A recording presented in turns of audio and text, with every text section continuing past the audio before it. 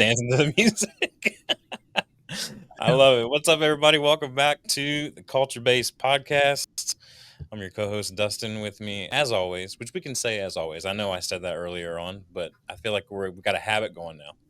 Yeah. Whereas this is episode 6, we've Mm. formed a habit 6 weeks in a row together with you all beautiful people that we can't see. Blake's also here. What's up, Blake? Hey, just being beautiful today. It's great. Look at him. Flawless hair, patriotic background as always. I dig it. Yeah, so we're going to get in today into 5 things to consider when hiring. It's going to be a little bit of a part 2 to the conversation we had a couple episodes ago on episode 4 when we talked about who you hire is who you become. Question mark? Question mark? Question mark? Maybe you need to go back and listen to episode 4 if you haven't yet. I'm not going to totally give it away.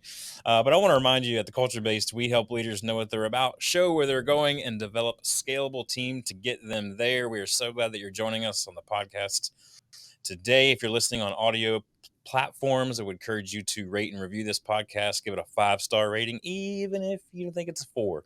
Just go ahead and bump it up. Go ahead and bump it up to a 5-star.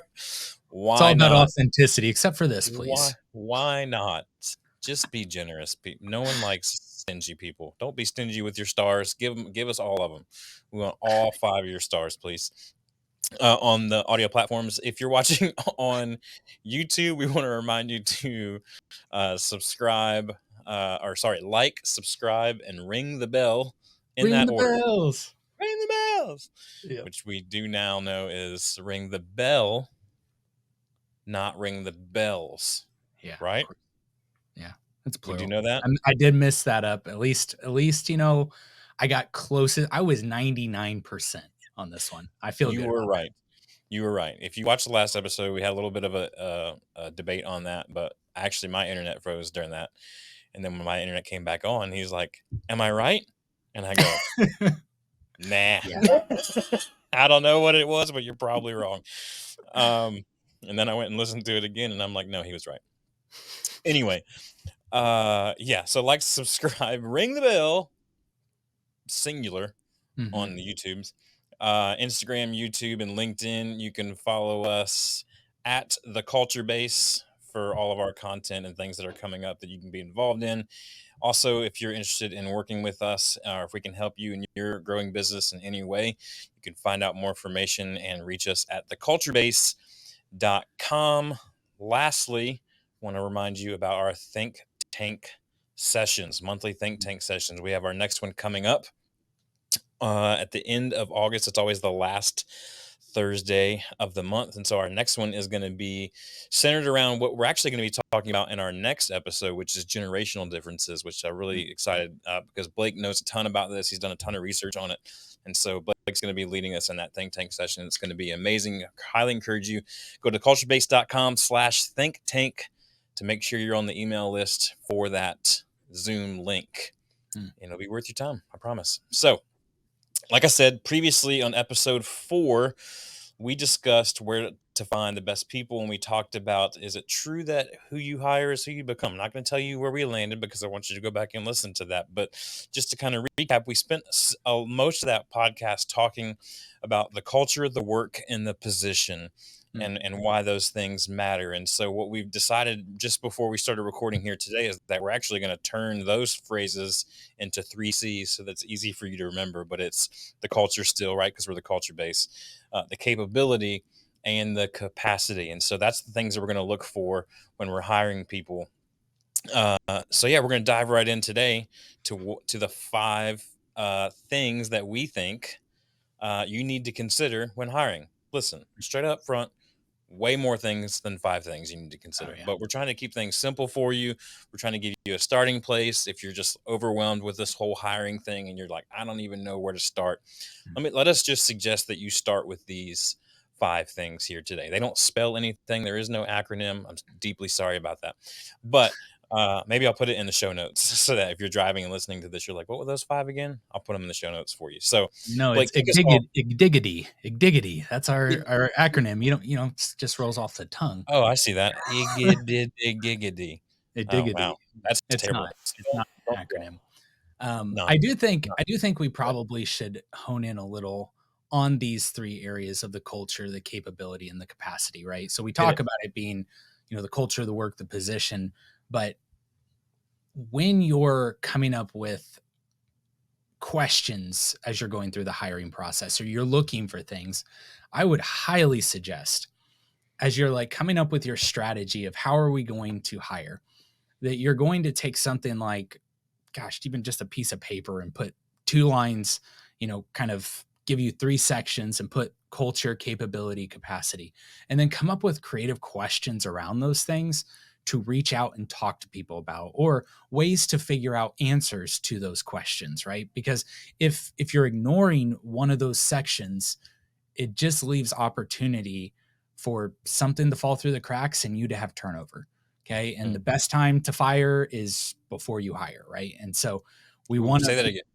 the best time to fire is before you hire. I Because love when you wait until later on, it's going to cost you dearly. So it. when you spend the time now looking at the culture or the environment, the people, what things are permissible, what things are not permissible, what just the heart behind how you do work, what that looks like. We're not talking about personality. I stress this a lot, and I know you're probably like, all right, Blake, we get it. But it's really important to me. This is not personality, trying to get the same personality in every seat. That would be boring. Even today with one of my teams, we were talking about, man, maybe we should put so and so because they're so similar. And I was like, hold on, They like are that's similar because they're both named so and so in that so and so, scenario. like the exact same name. One of them's not even a junior. So the so and so and so and so. The thing is, they're both similar, but they both bring things up. Like they're people who, when they enter a group, they bring the level of the group up, and they're very people person. And it's like, man, we could put a whole bunch of people together, but what you might end up having is very little getting done. Mm. And that's not always how we work through teams. And so being able to identify those things, and not just putting the same personalities together, that's why the culture is way more important than the personality of those Mm. positions, because a bunch of different personalities make up a good team. um, the same vision and culture you got to have, right? That's got to be there. So that's the culture. Is there anything you'd add to kind of like what to look for in the culture? No, honestly, while you were talking, I was thinking about a really cool tool that we're working on right now. When you were talking about the cost of turnover, which we can talk about that later, but we're working on a really cool free resource for y'all about the cost of turnover. We're probably going to do a whole episode about it, but no, keep rolling, man. Culture's first one, capabilities the second one. Yeah, well said.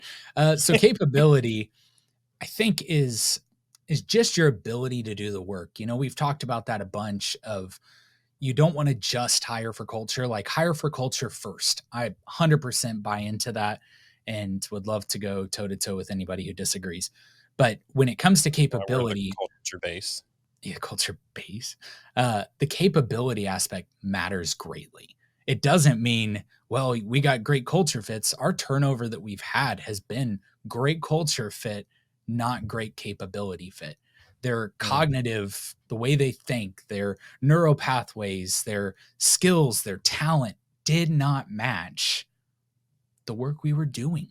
And so they weren't finding, a really big word here, fulfillment. Mm. So, really, culture is about creating the environment for fulfillment.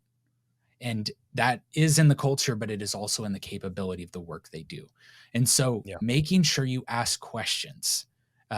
And I'm making this sound like it's for the interview, but it is for a lot of things. Make sure you ask questions around capability and make sure you have ways to verify. Be an auditor in this process. If they say, oh, I do great at this, and they are giving you references, call those references. Do, like, when I know that normally you don't want to call references. Okay. The people who go through this are like, "Oh, I don't want to call references. They're only giving me their friends, they're giving me their family, or they're giving me someone in work that they actually got along with." Um, and 80% of what people actually give you for this kind of like information tends to not be fully accurate. But I would ask questions around the work. Have questions when you reach out to someone who has a work understanding around that stuff. What do they love doing? Right? Like you want to look at those things. And I don't want to get too into it because we get into these 5 things in a minute. So staying a little more high level, capacity. So capacity is, it's a lot of things. It's, do they have the capacity to scale within this, or are they at their final position? Like that's kind of a big Yeah. deal there. Are they Sam's Club or are they Walmart? Am I going to get 5-gallon bucket of mayo or only a pint? Yeah.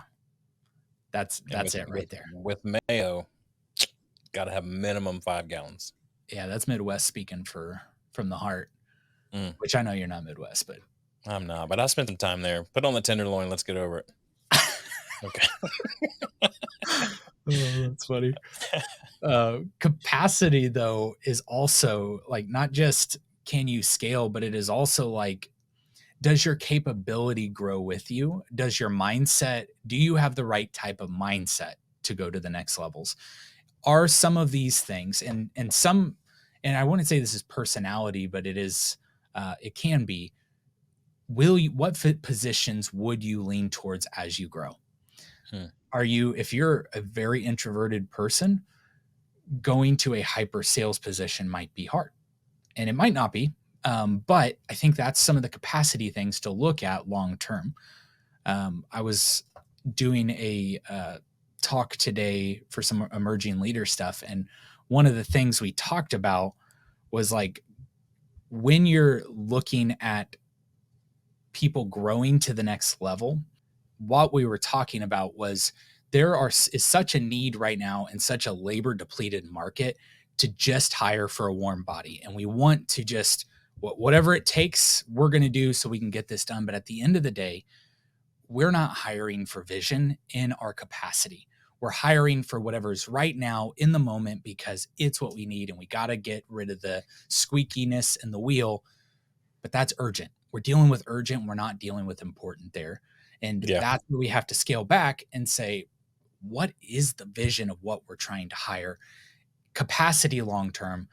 Are we trying to grow our team? Like, are we trying to grow the positions up higher through the team? Because if we are, you're going to have to build some kind of structure for that. So with that being said, I think we just kind of jump into this, if you're good with it, as far as just the 5 things to consider when hiring. So yeah, I was just going to say, you're going to see some overlap in these 5 things as we talk about it. And again, I just want to remind people, these are not like the end all 5 things, but if you're super overwhelmed and you don't know where to start, these are some great starting points for you. The 5 things that you need to consider when hiring. And the first one is that you need to consider hiring the ideal team player. And I'm going to take your first point here from you, Blake, because the thing that we talk about often, you'll hear us say these words often, is humble, hungry, and smart. That's from a book by Brad Lomenick. Brad Lomenick was with Catalyst Leader for many, many years, and he wrote this amazing book, and it's become kind of like this leadership manual for what we're looking for in people, and not only what we're looking for in others, but what we're looking for in ourselves. And so when we say the ideal team player, what you need to consider is hiring the ideal team player. You'd probably be like, well, no, duh. Obviously, I want the ideal team player. I don't want to get someone who's not ideal. I don't want to waste time doing that. I want the ideal. So who is the ideal team player? It's simple. The ideal team player is somebody who's hungry, somebody who's humble, and somebody who's smart. Not going to rehash that whole book for you here. Highly suggest you go get that Humble, Hungry, Smart by Brad Lomenick. What else? Go ahead. But there's also a second book by Patrick Lencioni called The Ideal Team Player. And look at that. He talks about hungry, humble, smart. How do you say his last name? How do you say Patrick's last name? Lencioni. Is that the right way, or you just feel like you've convinced yourself that's the right way to say it? Oh, I've convinced myself, but it is the right way. I've heard like 18 different ways to pronounce that guy's last name. So I just go Patrick, and then I mumble through the last name. Patrick Lencioni. That sounds right. That sounds right. But anyway, I do want, like, obviously the hungry makes sense. The humble doesn't mean not cocky at all. I think it just means not entitled. You gotta have confidence, right? You got to have some kind of element there. Smart does not reference intelligence. I think that's important. It's EQ, emotional intelligence. Okay. It's, do they understand how to work with people? That's the big part. And so I agree. Let's not give any more on that one away. go read both of those books. I'm going to be reading the Brad Lomenick, which I don't know why I didn't question your pronunciation on that one. Because I But listened to him host the Catalyst Leadership podcast for like a decade, and he would always start to be like, "I'm your host, Brad Lomenick," and I'm like, "Oh, that's how you say it." Does yeah, Patrick have a podcast? Does he introduce himself? yeah, I'm sure he does. The guy's Let's written like 30 books. Yeah.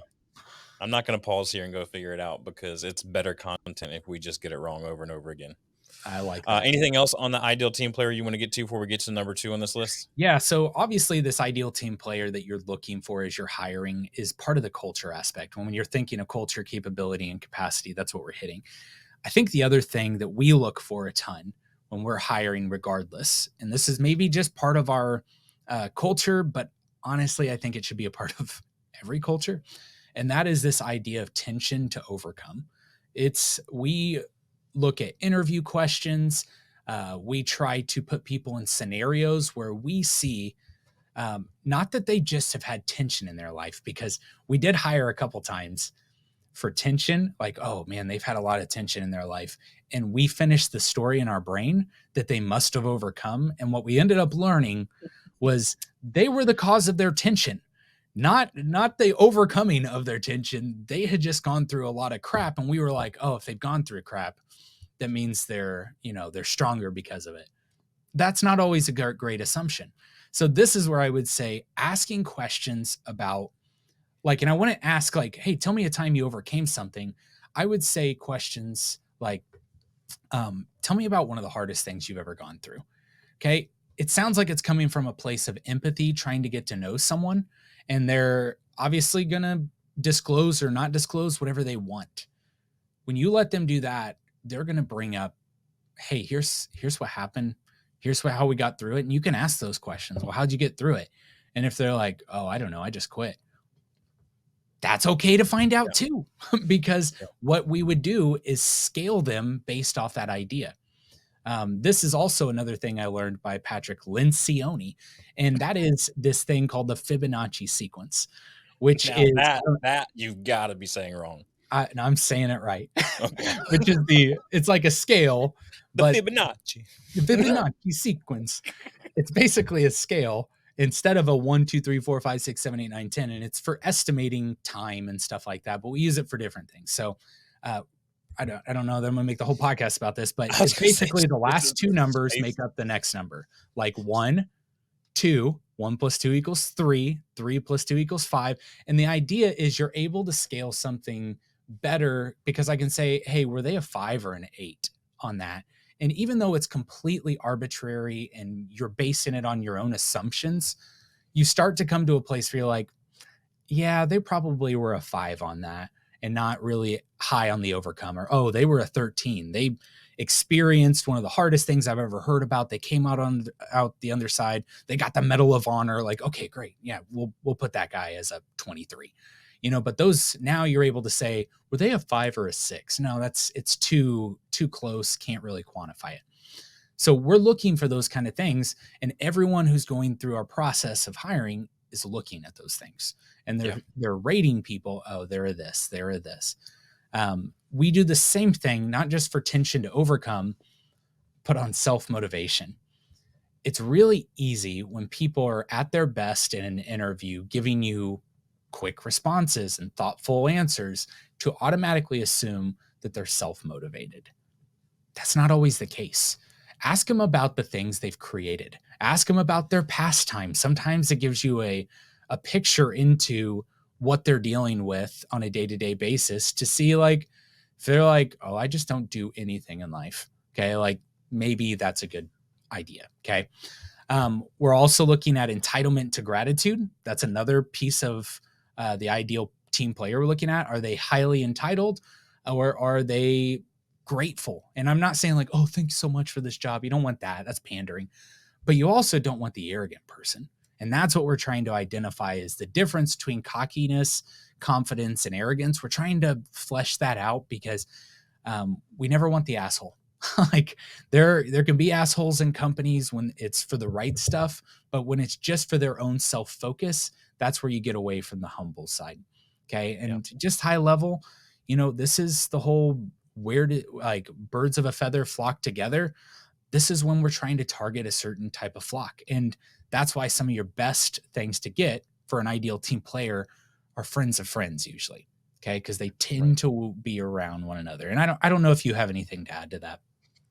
No, I think you said it great. I was just going to say that the ideal team player is obviously we're talking about culture, capacity, and culture, capability, and capacity. If we're talking about those three things, an ideal team player is mostly centered around culture. Obviously, you're going to find all three in there. But our second thing, so first thing you should consider when hiring is the ideal team player. The second thing we want you to consider is a growth versus fixed mindset. Yep. And if this is the first time you've ever heard that, it is mostly what it sounds like. Yep. So if someone has a growth mindset, then that means that they are open to grow, and not only open for it, but they're looking for it. It's not passive, it's active. And so you're looking for someone with an active personality. And so when we talk about some of the questions that you ask people, it's more important what you're listening for in the answer than it is the question that you're asking. And we'll That's talk right. about that here in our resources section at the end. But what you're listening for is when they're answering interview questions, or you're looking at their resume, does it look like there's someone who is actively looking to grow? Because if they're not actively looking to grow, if they're passively okay with it, that's cool. Mm-hmm. But that's not a growth mindset. That's what we would call a fixed mindset. A fixed mindset is, hey, I might be okay with learning, but for the most part, kind of cool just where I'm at. I got my lane. I'm in my zone. Yeah. I'm That's cool good. living in that space, and so that matters because the type of person that you want is someone who is looking to grow. You don't want to have to constantly be like, "Come on, man, just learn this. Like, go figure it out. Let me Google that for you." Like, that's not the type of person that you want to have on the team, right, Blake? Yeah. And looking at those people from a place of what, like, even at a high level, ways you can figure that out in an interview or in questions you're asking are ask what they believe about the world. What do you Mm, believe about the world? And that's why I love the Brene Brown question that we always ask is most people in the world are what? And we love to see those perspectives because it gives you a window. They're like selfish. Okay, there's some fixed there. There is some like, oh, no, people don't change. Ask questions around can people change and see what the yeah. responses are. So I think that's a better way to kind of call it out. But why do you think that matters long term as far as like identifying growth for fit versus fixed? Well, I mean, honestly, we talked about in episode 4 of is who you hire, who you become. And again, I'm not going to give away that answer of that, but honestly, if you're hiring some growth minded people, Hmm. I'm going to go on a limb here and say you're probably going to have a growth oriented business, and no one's Right. sitting around going, I wish my business would just be like not growing. I wish Yeah. my business was super unhealthy and doing the opposite of growing, which is dying. Yeah. So I think the reason why it matters so much is you want someone, again, like you want to be able to release some leadership. You want to be able to Mhm. release some autonomy. And if Yeah. you hire someone with a fixed mindset, there's no release in there. You're No. having to lead and drag them and spoon feed them every step of the way. Yeah. Excellent answer. I have nothing to add to that. That was good. Cool. So that's capacity, right? That was Is good. growth versus fixed mindset. The third thing that you want to consider when hiring is different positions are going to require strategy of where the right Mm. person is at. This is a little bit of a capacity and culture piece, right, Blake? Yeah. This is really challenging because like this is where you have to look at the position and sit down and say like who's this person? Who is the person? And sometimes you get the benefit of already having a great person in that position. And when you do, that's when you can go, "Ooh, this is good because I can ask them a bunch of questions and kind of see what does their cognitive, skills and talents, what do those look like? I can look into how they are as like, are they high responsive? Are they reactive? Like, look at those things. Are they rapid problem solvers? And I can build almost the structure of what I want in that position. If you don't have a great person in that position, use that. Okay, Mm. here's what I don't love because they drop the most important things. Great. Start building out what you're looking for. But then after you've identified that stuff on like their capacity long term or that person's like next step, that's when you can start saying, okay, what are the platforms this person frequents? because now we're going to start marketing in our hiring and an attraction stage. We're going to start marketing to try to find these people who are going to engage well with the type of work we do. Where are they at? And that takes creativity. It takes talking to people in these positions. It takes going another level beyond they do this as a job, but Yeah. they are this person as a person. And this is what they love. And that's it kind of even hits like how are they attracted? You know, we talked about in episode 4 about how Google, the way they attract the right people who were capacity, capability, and culture was they got billboards that had a whole bunch of code on them. And at the end of the code, it said .com. And it led someone like it's almost like a one of those cryptic message things that you get. Oh, what's my next Ron Swanson loving the path of the, what are those called? The It's not brain scavenger teaser, hunts. but yeah, Yeah. scavenger hunts. Yeah. How he's like, oh, I love the next clue. But it led those people down a whole path of other questions to eventually find them in a culture they love, doing things that they loved with the talents that they had. So being able to get creative there is important. Yeah. What Which kind leads of, us to our fourth thing, right? yeah, it sure does. Get creative in your approach, right? And Yeah. that's how and where are you attracting these people, right? Where do they hang out on a Friday night? What kind of mediums do they engage with, right? This is how you start to get in the creative approaches with their culture and the capability. So, what are your thoughts on that one? Is there anything you Yeah. would add there? Yeah, I think as we're sitting here on number 4 of get creative in your approach, Yeah. I think the reason you, if I could just talk directly to the leader for a second, the reason you have been successful in business is because you knew, as my friend Will says, you knew who has your money. Mm, You knew where to go find the business, right? So now we're saying in order to keep being, in order to fill the lifeblood of that machine that you've built so well, now you need to get really good at finding where the people are at that are going to continue to feed that machine, right? mm, So you've been really good at finding who has your business. Okay. Now you need to get really good at who needs to be on the bus, to use a John Gordon term, right? yeah. Who do you need to get on that team? So the same way that you would approach, I think oftentimes leaders get overwhelmed because they're like, I don't even know where to start. I don't even Yeah. know where to look. And I'm like, well, you knew exactly where to look to start making money. Mm, How is this any different? yeah. You just take the same approach and you go, okay, now I'm going to use the same fervor and the same energy that I used to go after that, and I'm going to use that now to go find the people that I need to get on the bus in order to continue to do the thing even better than I really even started out doing. Yeah. That's good. So Nothing to add there. nothing So, to add. All right, number on 5. there. Number 5 of the 5 things we think you need to consider when hiring is the way that you interview people, and I'm excited about this one because we have a really cool resource we want to be able to offer you if you just reach out to us. But interview the people in the positions that you need to fill within your own team to see how they would answer the questions, right? Yeah. So there's practice in that as you're rebranding or as you're Mm, fine tuning a product or you're beta testing things, right? The whole point of beta testing things, you have a group of people who are you're going to test it on. They're going to yeah. give you feedback on it before you go take it to market.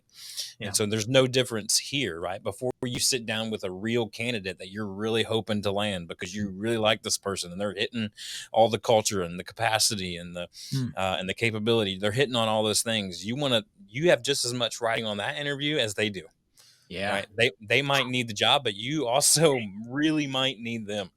And Dude, that so is good. why not practice this? Mm, Why not the same way that you would practice your products and services? Why not practice this? I think that's yeah. what we're getting at, right, Blake? Oh, absolutely. And that was beautiful, by the way. I love the weight of yeah, well, thank you. I love the weight of this is just as important for them as it is for you and for your team, and maybe even more so for your team, right? Like, so having that weight puts a responsibility way above hiring for a warm body. And I love the idea of reaching out to your current people in those positions, rehire them. Like, Mm, it is such a good practice every year or two to go through the process of, would you rehire this person? And that's often people who leave companies when they get called, or like if someone left our company and then that company that they went to reached out to me and said, "Hey, would you rehire this person?" That is a very common question. And you got to answer pretty honestly. How am I going to answer this? Would I rehire them? Why don't you start asking that question now, especially as labor and you're developing your teams? As labor gets harder to get, you want to know what's ideal so you don't go into a scarcity fixed mindset of thinking this is the only way it is. This is the only type of person. And you start staying creative. When we get in fixed mindset, we get dumb. We're not creative. When we get in growth mindset, we get really creative about the type of person that needs to be in this. And if you've got that person, that's why what Dustin was saying is so good. Like, would you rehire them again? Go ask them, go hire them again and show why they're the right people. And it's probably even going to help you in their development because you're going to be able to identify areas they still need growth in that you're not picking up on the day-to-day because you're not always around that person. Now you're able to go, hey, I think they might need some development in this area. And I don't know that I would put that as part of my who I'm looking for. I think what I'm looking for is here. So it's just really, really good practice. But you're going to want to tailor all of that to the position. Okay. So I think there are good questions to ask. And, Dustin talked about the resource, we can send out as well, but having certain questions that are good, like that challenge the culture. And I think you're going to want those to stay similar. But when you get into capacity and capability, I think that's where you're going to want to start tailoring the questions towards the right positions. Okay. Yeah. And putting people in scenario based questions. Hey, how would you respond in this one? Like, tell me like what your thought process would be. And if they can't think through that, maybe don't put them in a project management, very high level logical problem solving position if they can't even answer those questions. Yeah.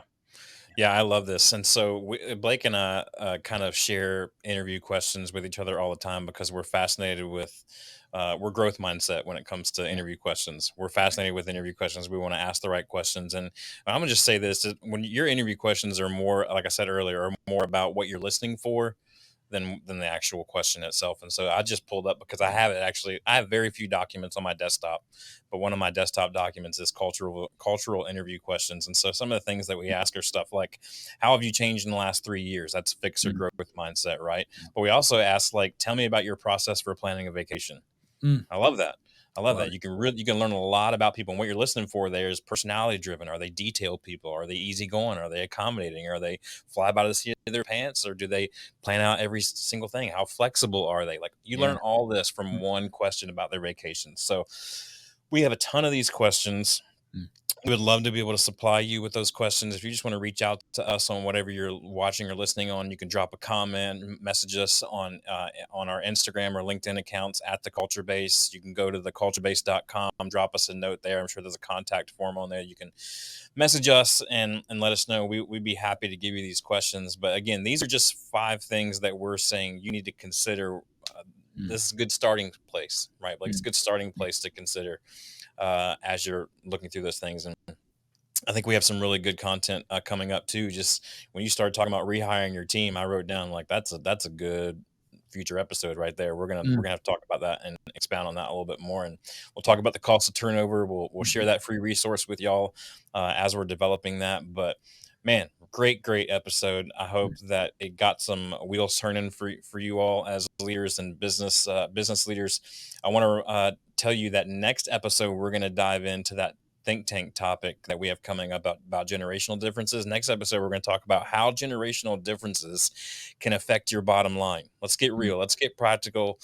It's all about the bottom dollar, right? So let's see how these generational differences are actually going to affect the P&Ls, right? P&Ls. I'm super excited about it. It's going to be great. Any final words, Blake, before we sign off, or just a wink? No, just a wink. Just a wink. I love it. Thank y'all so much for joining us on the Culture Based Podcast. We'll talk to you next time.